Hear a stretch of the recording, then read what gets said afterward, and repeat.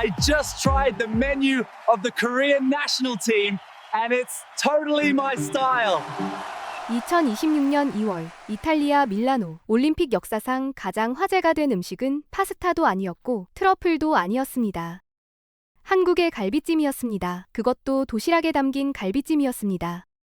차가운 샌드위치를 손에 쥔 채 침을 삼키던 각국 선수들이 일제히 고개를 돌렸습니다. 뚜껑이 열리는 순간 하얀 김이 피어올랐고 외신 기자 한 명이 이렇게 썼습니다. 솔직히 부러웠다. 미식의 나라 이탈리아 한복판에서 도대체 무슨 일이 있었던 걸까요? 지금 시작합니다. 이 영상을 끝까지 보시면 보릿고개를 넘던 우리 어머니들의 된장찌개 한 그릇이 어떻게 올림픽 무대에서 세계를 감동시켰는지 그 긴 이야기를 모두 알게 되실 겁니다. 그 전에 구독과 좋아요를 눌러주시면 한국을 응원하는 큰 힘이 됩니다. 화이팅! 한국이라고 댓글 남겨주세요. 제 이름은 마르코 페라리입니다. 2026 밀라노 동계올림픽 조직위원회에서 선수촌 급식 총괄을 맡았습니다. 이탈리아 사람으로서 저는 이 일을 맡는 순간 단 한 번도 걱정하지 않았습니다. 음식이라면 우리가 세계 최고 아닙니까? 레오나르도 다빈치의 나라, 르네상스의 나라, 그리고 에스프레소의 나라. 선수들이 우리 음식을 먹으면서 어찌 불만을 가질 수 있겠습니까? 그런데 지금 생각하면 정말 부끄럽습니다만 한국이라는 나라가 무슨 준비를 하고 있는지 저는 그때 전혀 알지 못했습니다. 지금 시작합니다. 저는 밀라노에서 태어났습니다. 그리고 그것만으로도 저는 음식에 관해서라면 세상 누구보다 자격이 있다고 생각했습니다. 밀라노는 그냥 도시가 아닙니다. 패션과 디자인, 그리고 음식의 수도입니다. 저는 어릴 때부터 어머니가 끓여주신 리조또 냄새를 맡으며 잠들었고 아버지가 직접 고른 올리브오일로 버무린 샐러드를 먹으며 자랐습니다. 음식이 곧 삶이었습니다. 음식이 곧 자존심이었습니다. 이탈리아는 그냥 맛있는 나라가 아닙니다. 미식의 기준 자체를 만든 나라이죠. 볼로냐의 라구 소스, 나폴리의 마르게리타 피자, 이것들은 단순한 음식이 아닙니다. 유네스코가 인정한 인류의 유산입니다. 미슐랭 스타 레스토랑은 유럽에서 이탈리아가 가장 많습니다. 우리가 요리를 발명했다고 해도 과언이 아닙니다. 프랑스 사람들이 자기네 요리가 최고라고 하는데 저는 웃고 맙니다. 그들이 쓰는 소스 기법의 절반은 르네상스 시대 이탈리아에서 건너갈 것이니까요.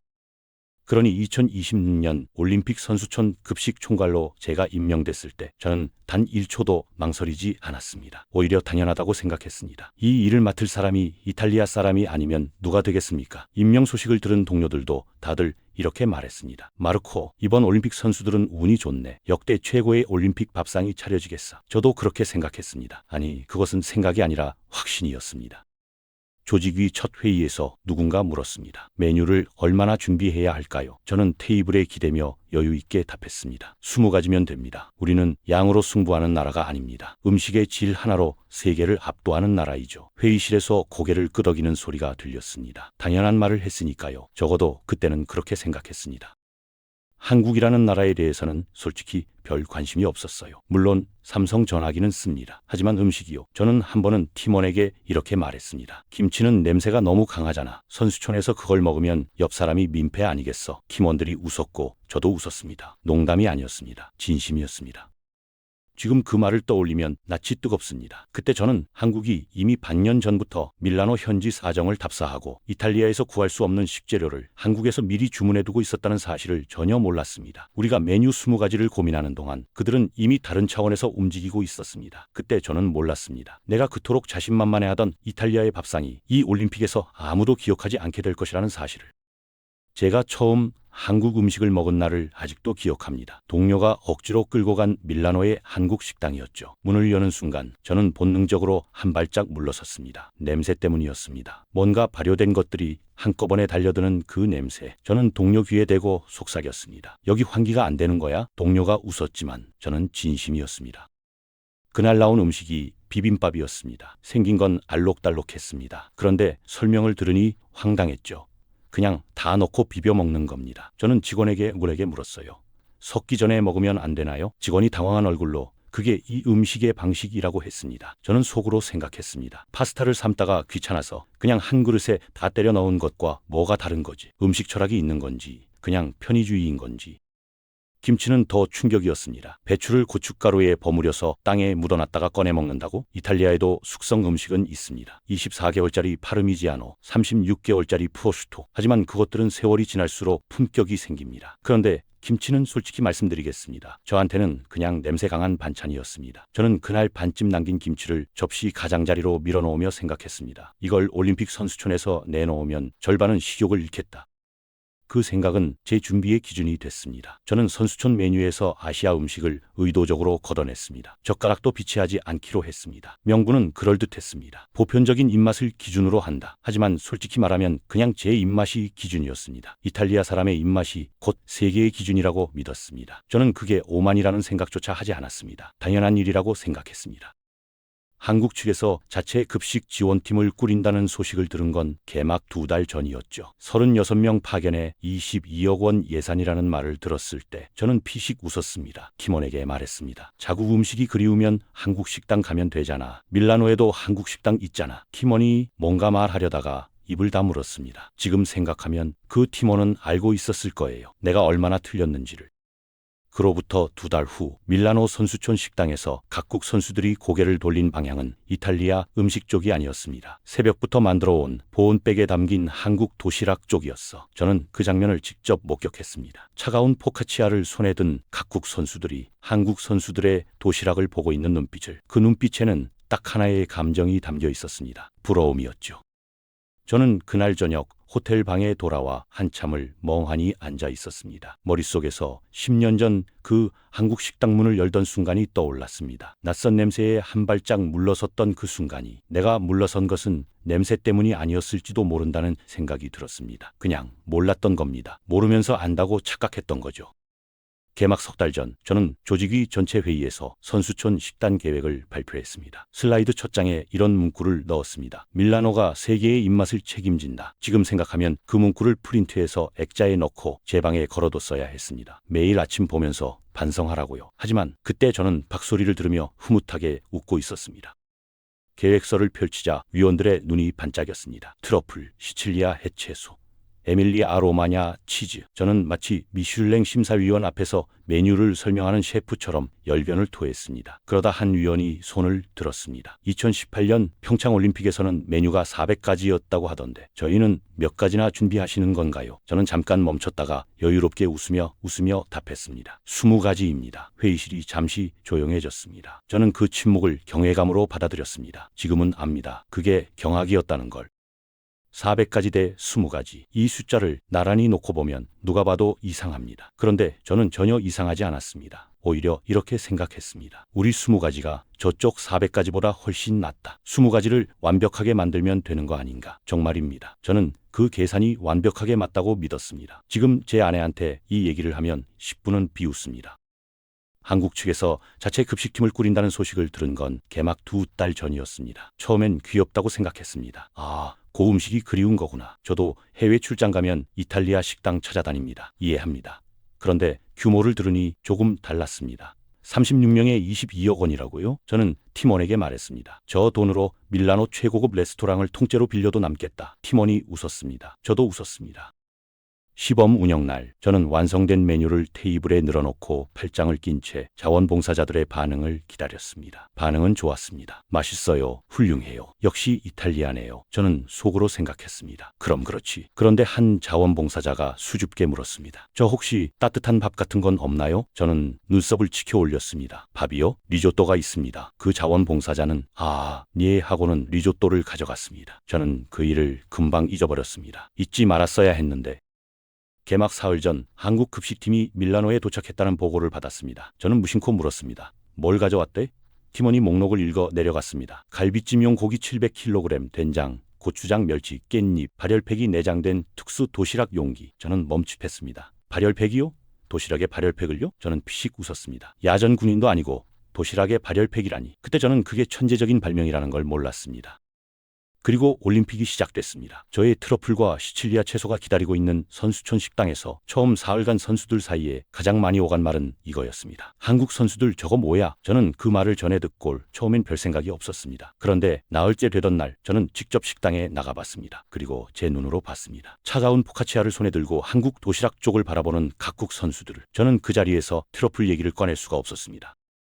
올림픽이 시작되고 나흘째 되던 날 저녁, 저는 처음으로 제 판단이 흔들리는 걸 느꼈습니다. 선수촌 식당 운영 일지를 검토하다가 이상한 숫자를 발견한 겁니다. 평균 체류 시간이었습니다. 선수들이 식당에 들어와서 나가기까지 걸리는 시간, 숫자는 딱 9분이었습니다. 밥을 먹는 건지 통과하는 건지 모를 시간이었습니다. 저는 담당자를 불렀습니다. 이게 정상인가요? 담당자가 조심스럽게 답했습니다. 선수들이 메뉴가 매일 똑같다고 합니다. 9분. 저는 그 숫자를 한참 바라봤습니다. 그러다 문득 궁금해졌습니다. 그렇다면 8년 전 평창에서는 어땠을까? 저는 그날 밤 2018년 평창 동계올림픽 운영 자료를 처음으로 찾아봤습니다. 솔직히 말씀드리면 그 전까지 찾아볼 생각조차 하지 않았습니다. 이탈리아 사람이 한국 올림픽 운영 자료를 참고할 이유가 없다고 생각했으니까요. 그런데 자료를 열어본 순간 저는 화면을 2번 다시 봤습니다.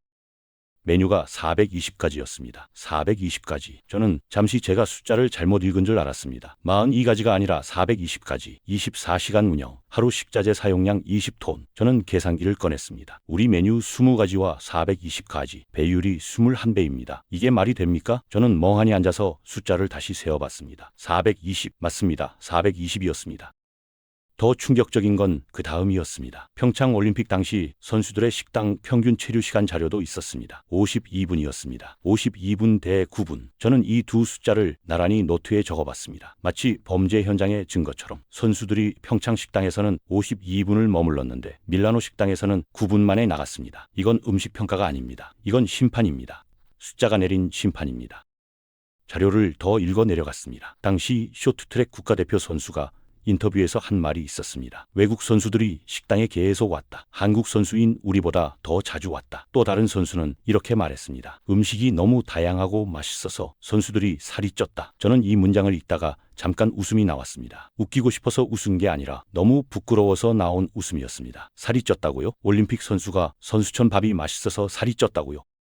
저는 그날 밤 팀장을 불러서 조용히 물었습니다. 우리 메뉴 지금 몇 가지죠? 팀장이 답했습니다. 28가지입니다. 저는 한숨을 쉬었습니다. 평창이 420가지였다는 거 알고 있었어요. 팀장이 잠시 침묵하다가 말했습니다. 알고는 있었습니다. 저는 물었습니다. 그럼 왜 말 안 했어요? 팀장이 아주 조심스럽게 답했습니다. 말씀드렸습니다. 회의 때요. 저는 기억이 났습니다. 그리고 제가 평창이요? 숫자로 보여주려 한 거죠. 라고 했던 것도 기억이 났습니다. 저는 더 이상 아무 말도 하지 못했습니다.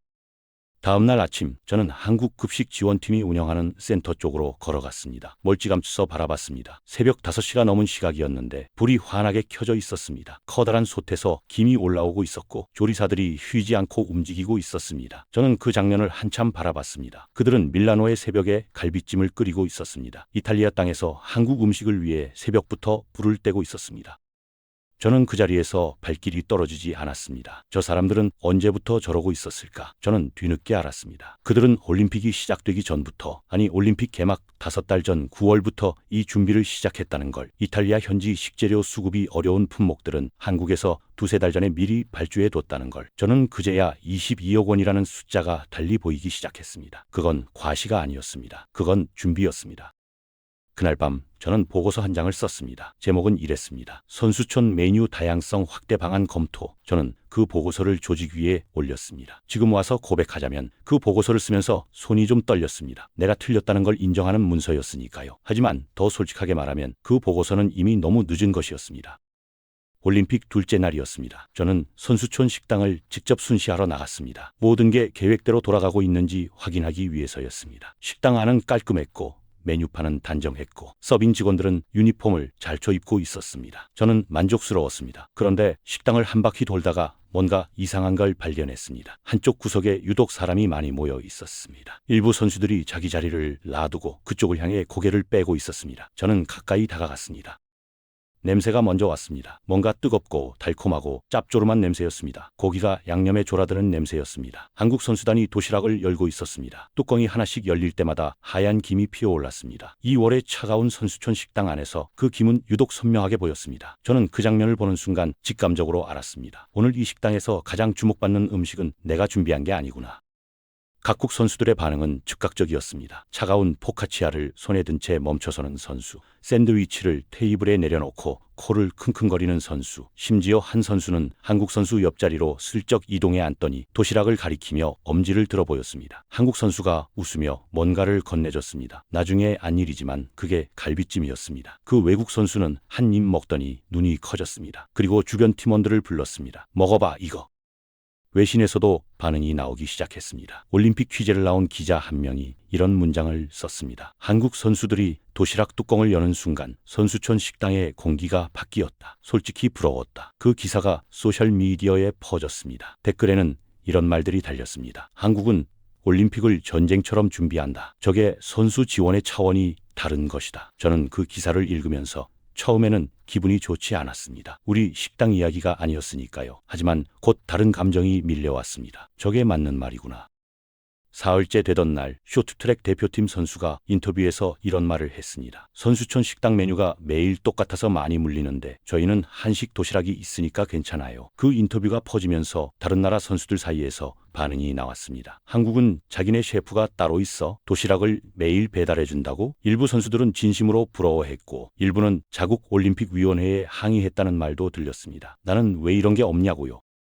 가장 충격적인 장면은 따로 있었습니다. 나흘째 저녁 저는 식당 안에서 한 외국 선수가 한국 급식 지원팀 관계자에게 뭔가를 묻고 있는 걸 봤습니다. 제가 다가가서 들어보니 그 선수는 통역을 통해 이렇게 묻고 있었습니다. 이 도시락 우리도 살 수 있나요? 관계자가 난감한 표정으로 한국 선수단을 위한 것이라고 설명하자 그 선수는 그럼 한국 선수단에 들어갈 방법은요? 라고 물었습니다. 농담이었겠지만 농담이 아닌 것 같기도 했습니다.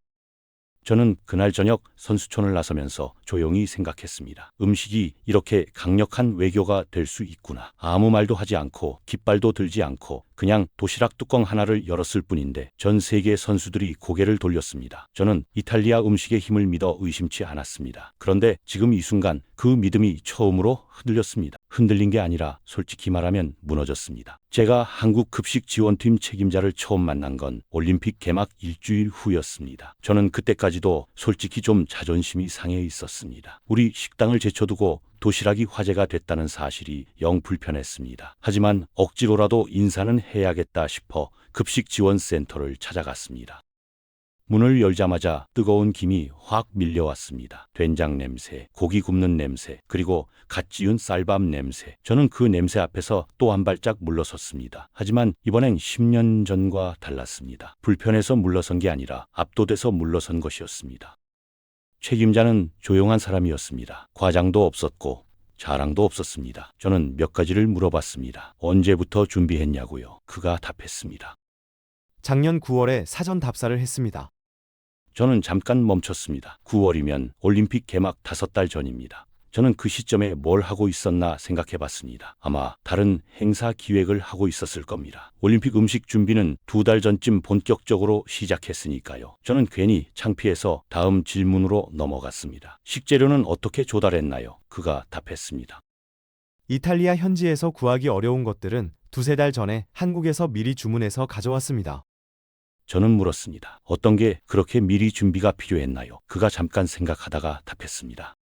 고추장, 된장, 멸치, 깻잎, 참기름. 저는 그 목록을 들으면서 처음으로 한식이 단순한 음식이 아니라는 걸 어렴풋이 느꼈습니다. 그 재료들은 이탈리아 어디서도 살 수 없는 것들이었습니다. 다시 말해 그 맛은 한국에서만 만들 수 있는 맛이었습니다. 저는 그 다음 질문을 하면서 좀 망설였습니다. 자존심이 상할 것 같았거든요. 그래도 물어봤습니다. 선수들 반응이 어때요? 그가 처음으로 살짝 웃었습니다. 처음 며칠은 선수촌 식당이 어떤지 먹어보러 갔다가 오더니 지금은 거의 다 신청합니다. 저는 거의 다가 얼마인지 물었습니다. 어제 기준으로 90개 나갔습니다. 저는 계산했습니다. 한국 선수단 전체가 다 먹고도 남는 숫자였습니다.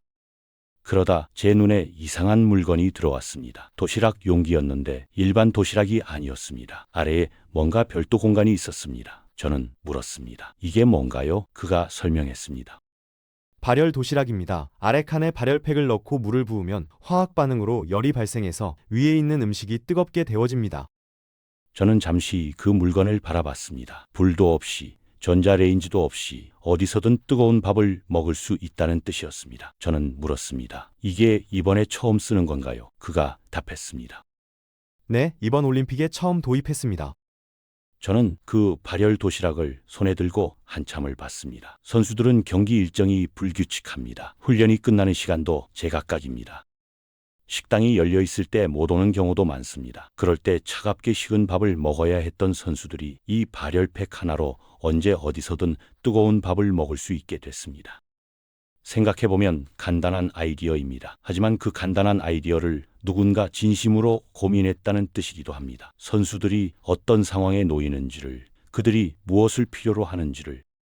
저는 센터를 나오면서 뒤를 한번 돌아봤습니다. 새벽부터 켜져 있던 그 불빛이 떠올랐습니다. 이 팀은 아무 말도 하지 않았습니다. 기자회견도 없었고 보도자료도 없었습니다. 그냥 매일 새벽에 나와서 밥을 짓고 도시락을 싸고 보온백에 담아서 선수들에게 전달했습니다. 저는 오만하게도 이것을 과시라고 봤습니다. 그런데 아니었습니다. 이건 과시가 아니라 그냥 하는 것이었습니다. 당연하게, 조용하게, 완벽하게. 그게 더 무서웠습니다.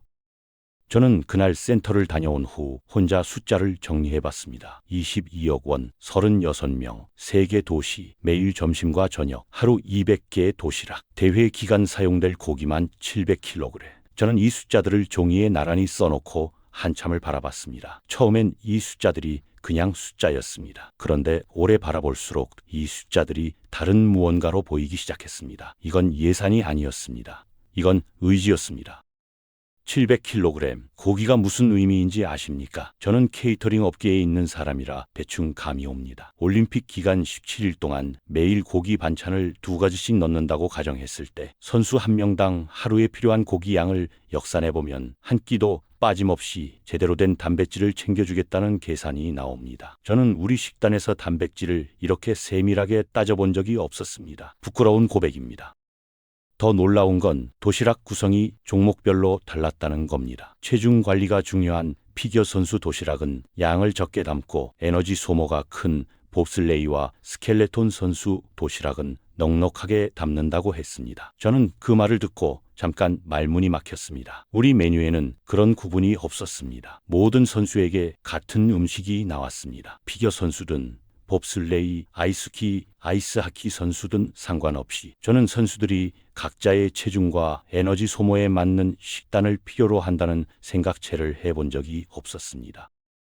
영양사 이야기도 들었습니다. 한국 대표팀 영양사가 직접 밀라노에 파견 나와 있다고 했습니다. 그 영양사는 매일 선수들의 훈련 일정을 확인하고 경기 전날과 경기 당일, 경기 후 식단을 각각 다르게 구성한다고 했습니다. 경기 전에는 소화가 빠른 음식, 경기 후에는 회복에 필요한 단백질 중심으로. 저는 케이터링 업체에 맛있고 다양하게 해달라는 말 한마디 던져놓고 끝냈는데 한국은 영양사가 현장에서 매일 식단을 관리하고 있었습니다. 이게 말이 됩니까? 차원이 달랐습니다.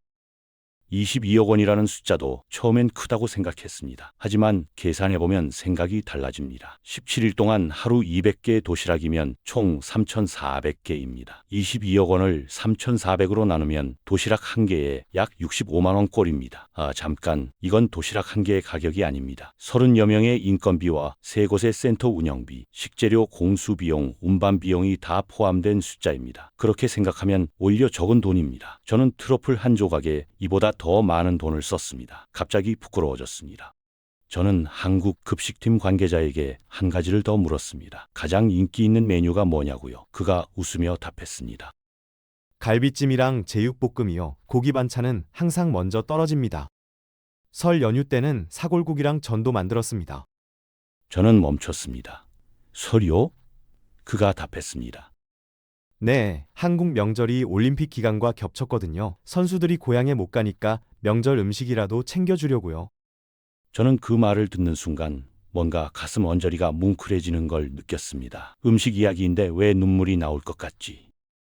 저는 그날 숙소로 돌아오는 길에 계속 그 말이 머릿속에 맴돌았습니다. 선수들이 고향에 못 가니까 명절 음식이라도 챙겨주려고. 저는 이탈리아에서 선수들에게 최고의 식재료와 최고의 조리법을 제공한다고 자신했습니다. 하지만 저는 한 번도 고향을 그리워할 수 있다는 걸 생각하지 않았습니다. 음식이 때로는 맛이 아니라 온도라는 걸, 혹은 기억이라는 것, 혹은 사람이라는 걸 저는 몰랐습니다. 아니, 알 수가 없었습니다. 그걸 알려면 먼저 선수들의 입장에서 생각해야 했는데 저는 처음부터 끝까지 제 입장에서만 생각했으니까요.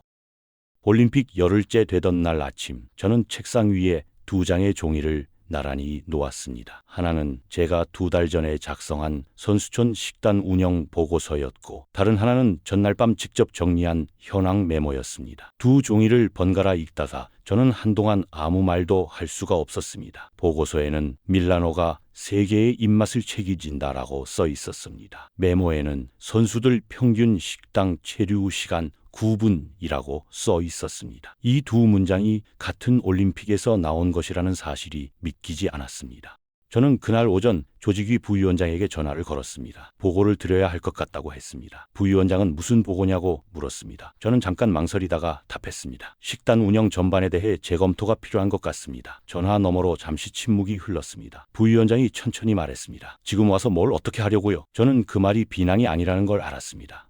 그냥 현실이었습니다. 올림픽은 이미 반이 지나 있었습니다.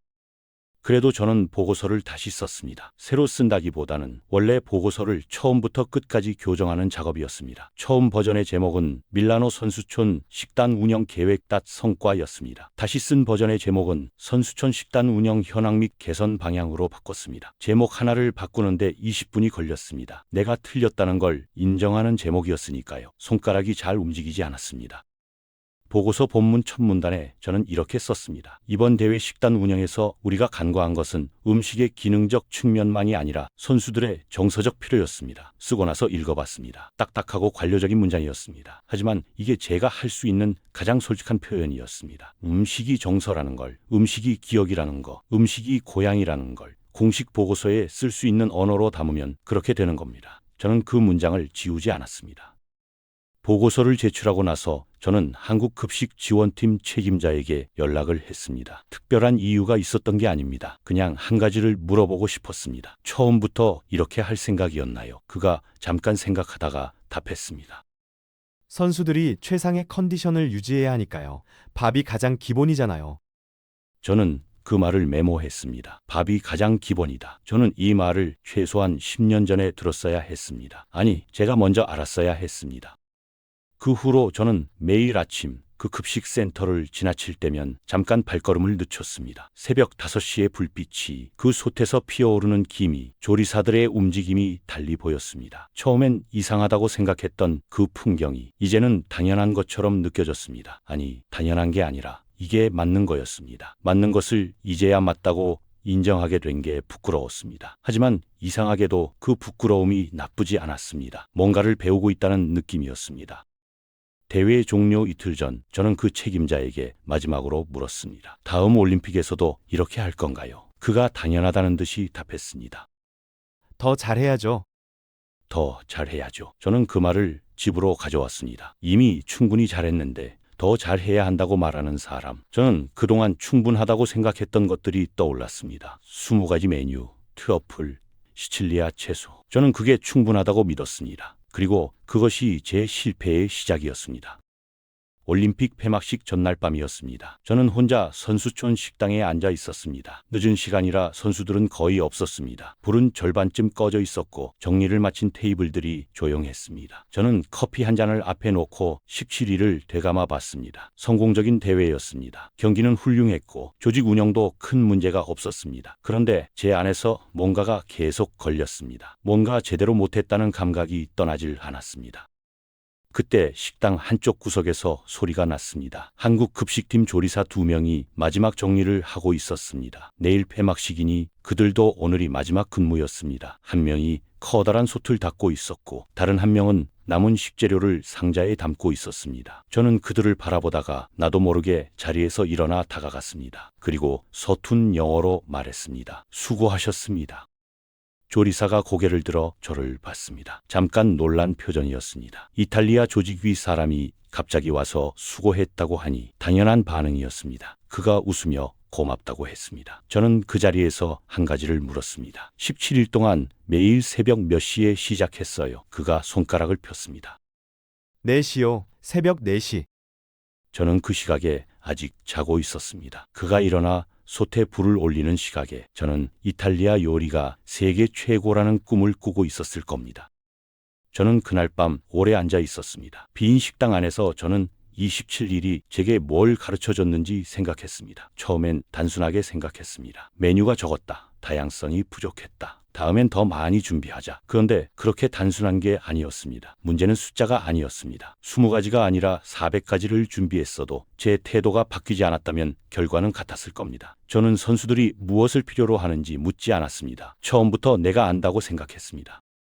한국 팀은 달랐습니다. 그들은 9월에 밀라노에 와서 현지를 둘러봤습니다. 어떤 식재료를 구할 수 있는지, 뭘 미리 가져와야 하는지, 선수들이 이 도시에서 어떤 게 그리울지를 먼저 물었습니다. 저는 그런 질문을 한 번도 하지 않았습니다. 그들은 질문으로 시작했고, 저는 확신으로 시작했습니다. 그 차이가 결국 9분과 52분의 차이를 만든 겁니다. 저는 그게 그날 밤에야 명확하게 보였습니다.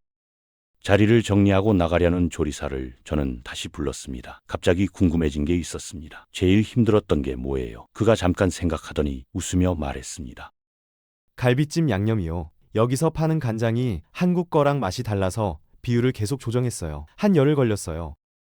열흘, 양념 비율 하나를 맞추는데 열흘. 저는 트러플을 공수해 오면서 맛을 조정하는데 열흘을 쓴 적이 없었습니다. 그냥 좋은 재료니까 당연히 맛있을 거라고 생각했습니다. 요리는 재료가 아니라 정성이라는 말을 귀가 닳도록 들었는데 저는 정작 그것을 가장 몰랐던 사람이었습니다.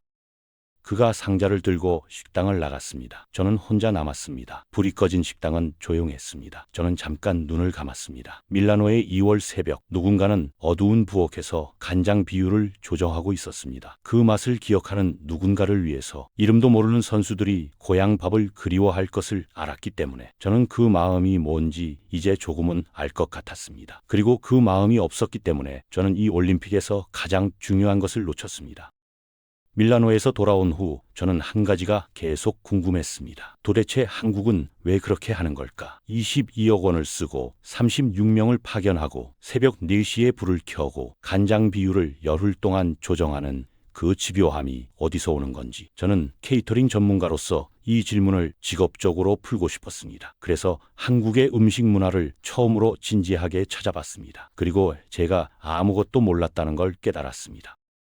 한국이 첫 올림픽 급식 지원을 시작한 건 1988년 서울 올림픽 이후부터였습니다. 하지만 그 이전에도 한국은 늘 밥을 챙겼습니다. 해외 파병 군인에게, 바다를 건너간 이민자에게, 낯선 나라에서 공부하는 유학생에게. 한국 사람들은 어디를 가든 밥을 해결하는 문제를 가장 먼저 생각했습니다. 그건 습관이 아니라 생존 방식이었습니다. 전쟁을 겪고 굶주림을 겪고 그 모든 것에서 살아남은 사람들이 다음 세대에게 가장 먼저 가르친 것이 밥이었습니다. 밥이 있어야 싸울 수 있다. 밥이 있어야 버틸 수 있다. 저는 1960년대 자료를 읽다가 멈췄습니다. 당시 한국 정부가 서독에 광부와 간호사를 파견했던 기록이었습니다. 낯선 나라, 낯선 언어, 낯선 음식 앞에서 그들이 가장 먼저 한 일이 뭔지 아십니까? 된장을 구했습니다. 고추장을 구했습니다. 구할 수 없으면 만들었습니다. 그들은 탄광막사의 좁은 공간에서 한국 음식을 해먹었습니다.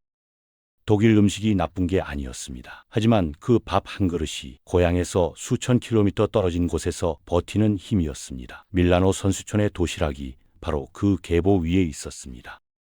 그 돈이 지금 어디로 흘러갔는지 아십니까? 서독에서 보낸 외화가 한국의 산업화 자금이 됐습니다. 그 자금이 공장을 세우고 도로를 깔고 학교를 지었습니다. 그 학교에서 공부한 아이들이 반도체를 만들고 자동차를 수출하고 올림픽에서 금메달을 땄습니다. 그리고 금메달리스트들에게 밀라노에서 새벽 4시부터 밥을 짓는 사람들이 생겨났습니다. 저는 이 흐름을 보면서 처음으로 이해했습니다. 한국이 왜 그렇게 하는지를. 그게 그들에게는 당연한 것이었습니다. 60년을 그렇게 해왔으니까요. 여기서 한번 여쭤볼게요. 세계에서 가장 짧은 시간에 가장 큰 성장을 이룬 나라가 어디인지 아십니까? 경제학자들은 한국을 한강의 기적이라고 부릅니다. 하지만 저는 이제 그 기적의 다른 이름을 알 것 같습니다. 그건 밥이었습니다. 배를 채워야 뛸 수 있다는 단순한 진리를 한국은 60년 동안 잊지 않았습니다. 굶었던 기억이 있는 나라는 밥을 함부로 대하지 않습니다. 한국의 음식 문화가 세계 어디서도 흉내내기 어려운 이유가 거기 있었습니다. 저는 밀라노에서 최고의 식재료를 준비했습니다. 트러플, 유기농 달걀, 시칠리아 채소. 이탈리아 음식은 훌륭합니다. 지금도 그 생각은 변함없습니다. 하지만 저는 이제 압니다. 음식의 훌륭함은 재료에서 오는 게 아니라는 걸. 그 음식이 누구를 위한 것인지, 무엇을 위해 만드는 것인지, 그걸 먹는 사람이 지금 무엇이 필요한지 알아야 한다는 것을. 저는 그것을 몰랐습니다. 한국은 그것을 알고 있었습니다. 아니, 알고 있는 게 아니라 몸에 새겨져 있었습니다. 저는 지금 이 이야기를 쓰면서 10년 전 밀라노의 그 한국 식당을 다시 생각합니다. 문을 열었을 때 밀려오던 냄새. 저는 그때 한 발짝 물러섰습니다. 낯설어서였습니다. 하지만 지금 돌아보면 그 낯선 냄새는 낯선 역사였습니다. 낯선 기억이었습니다. 낯선 생존이었습니다. 저는 그것을 몰랐기 때문에 물러섰습니다. 이제는 압니다. 그리고 이제 저는 그 냄새가 더 이상 낯설지 않습니다.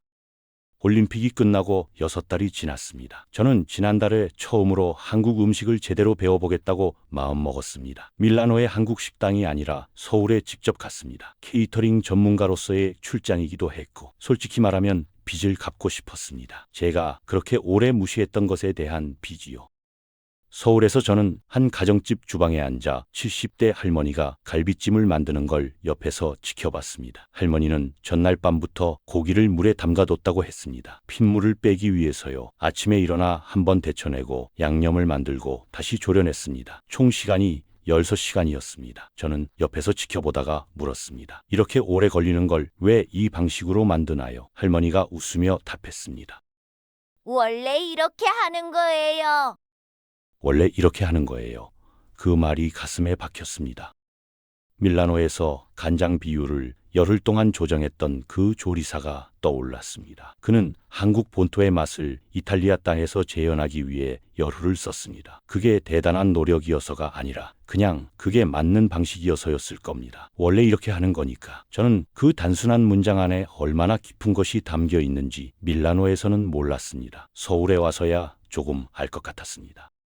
저는 서울에서 사흘을 머물며 여러 음식을 먹었습니다. 국밥, 된장찌개, 냉면, 삼겹살, 그리고 설렁탕. 설렁탕은 특히 인상적이었습니다. 뽀얀 국물 한 그릇인데 그 안에 담긴 시간이 어마어마했습니다. 사고를 12시간 이상 끓여야 나오는 국물이라고 했습니다. 저는 그 국물을 한 숟가락 떠먹으면서 생각했습니다. 이건 음식이 아니라 시간이다. 누군가의 12시간이 이 한 그릇 안에 녹아있다. 저는 트러플을 얹은 리조또를 자랑스럽게 내놨던 제 자신이 다시 한번 부끄러워졌습니다. 귀국하는 비행기에서 저는 내년 국제 케이터링 컨퍼런스에서 발표할 주제를 정했습니다. 제목은 이렇게 쓸 겁니다. 음식이 전략이다. 2026 밀라노 올림픽에서 배운 것. 제 발표의 핵심은 이렇습니다. 최고의 식재료보다 강한 것은 상대가 무엇을 원하는지 아는 것이다. 그리고 그것을 알기 위해서는 먼저 내 기준을 내려놓아야 한다. 저는 이 교훈을 올림픽에서 얻었습니다. 한국 도시락에서 얻었습니다. 새벽 4시의 불빛에서 얻었습니다. 여러분은 어떻게 생각하십니까? 음식이 그냥 음식이라고 생각하셨습니까? 저도 그랬습니다. 하지만 이제는 압니다. 음식은 그 나라가 무엇을 소중히 여기는지를 보여주는 거울입니다. 한국 음식은 오랜 시간이 걸립니다. 핏물을 빼고 데쳐내고 졸여내고 발효시키고 기다립니다. 그 기다림이 맛입니다. 그 기다림이 정성입니다. 세상에 빠른 것은 많습니다. 하지만 기다릴 줄 아는 것은 오래 버텨온 사람만이 가진 능력입니다. 저는 요즘도 가끔 새벽 4시에 눈이 떠집니다. 이유는 모르겠습니다. 그 시각에 눈을 뜨면 저는 자연스럽게 밀라노의 그 불빛을 생각합니다. 어두운 새벽, 뜨거운 솥, 피어오르는 김. 그 사람들은 아무 말 없이 불을 켰습니다. 선수들이 오기 전에 밀라노가 잠들어 있는 시간에 조용히 불을 올렸습니다. 저는 그 불이 단순한 불이 아니었다는 걸 이제 압니다. 그건 60년이 꺼뜨리지 못한 불이었습니다. 밀라노 올림픽 선수촌에서 가장 오래 줄이 서 있던 곳은 이탈리아 음식 앞이 아니었습니다. 뚜껑을 열면 김이 오르는 도시락 앞이었습니다. 그 줄은 밤이 되어도 끊기지 않았습니다. 반짝이는 것들은 밤이 되면 사그라집니다. 저 줄은 그렇지 않았습니다. 불을 끄지 않는 나라는 지지 않습니다. 오늘도 이 영상을 보고 계신 여러분, 이 이야기가 마음에 남으셨다면 구독과 좋아요 부탁드립니다. 지금까지 해외 감동 사연이었습니다.